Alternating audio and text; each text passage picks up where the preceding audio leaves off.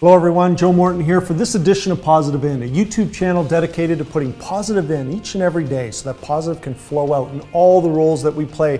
And yes, I think I'm just crazy enough to believe that this is possible every day of our lives. So here's something that I want to talk to you about. I'm a dreamer, I'm an entrepreneur. I know many of you are as well.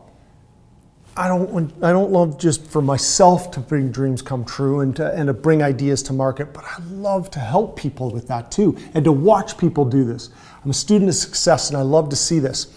And one story that's come up quite a lot lately in my own personal positive ends, Earl Nightingale, I have to give him credit for. I've listened to recently a couple audios, and in one of them he talks about this great story called Acres of Diamonds. Now you may have heard this before.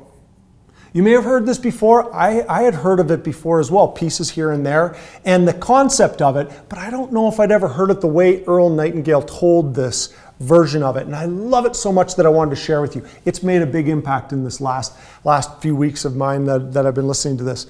So here's the way the story goes. Russell Conwell, who is the founder of Temple University, started in Philadelphia, this idea of bringing education, it was started in a church basement, the idea of taking education to a whole new level, and he started Temple University. And now it's this incredible worldwide brand, and people's lives have been changed for generations and generations to come, and businesses have formed, and all the great that came from it. But it had to start at one point, and Russell Conwell started it, and to raise the money, he told this story. And it's about a camel caravan. He was on a camel caravan in Mesopotamia, and he heard this story. And it was about Hafen, who was a very wealthy farmer in ancient Persia. And came across a priest. The priest was talking to him one day, and he told him about diamonds. He's like, "Oh, you need diamonds, Al. You need diamonds in your life. You know, you're a very wealthy man, but if you had diamonds, you could buy countries." Well, Al at that moment started to think, "Oh my goodness, I need to get these diamonds." And as the story goes, he went to bed poor that night. Why did he go to bed poor? Not that his land changed or anything that particular night, but he was poor because he was discontented, and discontented because he thought he was poor. I loved how that was put. Because he thought he was poor. Sold everything, sold his farm, sold everything, and off he searched for diamonds. He searched throughout Asia, throughout Europe, Palestine. Sadly, after years and years of searching, penniless, threw himself into the ocean in Spain, the story goes, and that was the end of it. But back on the ranch, or back at the farm, however way you want to put it, the person who purchased his farm is out, the story goes, there's a river, his camel's drinking from the river, he sees a shiny stone, you can see where this is going, takes it, thinks it's really cool, sticks it on his mantle, his friend comes over and sees this stone, goes, "Do you realize what you have here, my friend?" He says, "I don't know, a shiny stone that I found in the river." He goes, "This is a diamond." And at the time, that was such a big diamond, it was actually considered one of the biggest diamonds ever found to date. He says, "Well, I got a whole bunch of them in the river, I see them." He says, "I thought it was just a cool crystal." So they went back, and sure enough, the story continues where it ends up being the biggest diamond mine at the time, the biggest diamond mine in the world. The story is this: Al had it there all along. He had it right there before his eyes. It was literally under his feet, and he didn't recognize it. And in his desire to search for more wealth and search for his dream, he never took the time, truly to take the time, to mine what he already had.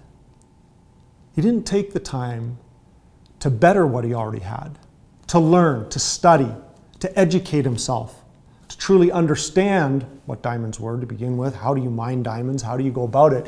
And in the so doing, would have discovered that they were right there all along. Now, what is the moral of the story? I think you can see where this is going, but this is my perspective. We see this all too often. I'm an entrepreneur. I know what goes on in the minds of an entrepreneur and a salesperson, and you see that the grass is pretty green over there. Whatever's working for that person or persons, whoa, I want part of that.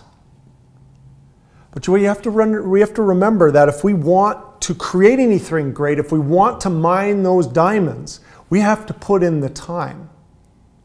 And the grass may look greener over there, but like my good friend Ray Heron always says, the grass needs to be mowed over there just as much as it needs to be mowed over here. And if you want to use that analogy, you're looking at your grass, and maybe because you're just not taking care of it, maybe because you're not studying grass and understanding truly what it takes to make grass green and lush and super beautiful.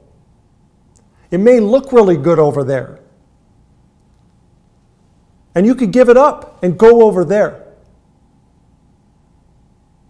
But the next person's going to come in and transform that grass into absolutely beautiful green lush grass because they understood it, took the time, educated themselves, and did what it took to make it the success that it is. You see the analogy here. And it's like that in a business idea. It's like that in building a sales force. It's like that in building a dream. It's okay to look, it's okay to say, okay, I want to get involved in this, but if we never take the time truly to build what we're currently doing, and we jump to the next thing, or we jump to the next thing after that, we're always chasing after, and we never truly mine what we have, you see the point. Dreams will never truly be realized. Ideas will never truly come to market and accomplish what it really truly has the ability to do and to accomplish its greatness and its potential. So I encourage us all, educate yourself on what your dream is, what your business is, what are you currently doing. Truly understand it. I see this all the time in our business. The main business that I'm in right now is network marketing. And I see this. This is a person-to-person marketing. It's building sales forces, and I see this all the time. Oh, it's working really well for that guy over there or that girl or that team. I just want to, and they forget about what they're doing here and boom, on to the next one. Only to find out that, well, then it's looking really good over there and boom, on to the next one. And all the while, someone's just kind of plugging away, learning, educating, being coachable, being teachable, learning, reading, watching videos, listening to audios, listening to people, and learning from people who have been there before to learn what it takes to truly duplicate and build an incredible sales force.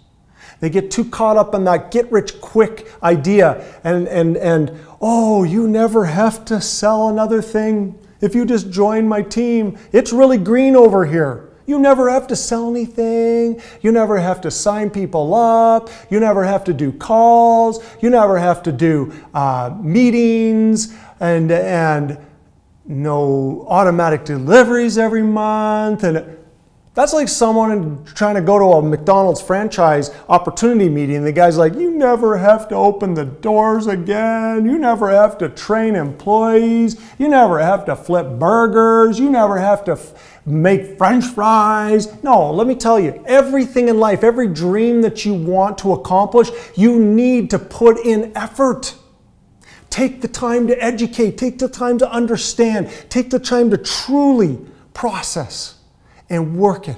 Learn from those who have gone before. Put your whole heart and soul into it. Give it time to mine your field of diamonds. And while I'm on that subject, you, my friends, each one of us are diamonds in the rough. We've heard this before, we've heard this analogy, but do we truly believe it? I'm here to tell you, you are a diamond, my friend. And don't let anyone tell you otherwise. You are meant for greatness. We are all meant for greatness. And as we put positive in each day, as we study, as we perfect our own diamond mind, this diamond mind right here, we will work closer and move closer, quicker to having our dreams come true. And yes, it is possible. And again, do not let anyone tell you otherwise. Thank you for listening. Joe Morton here for this edition of Positive In, dedicated to helping our dreams come true. Make it a great day.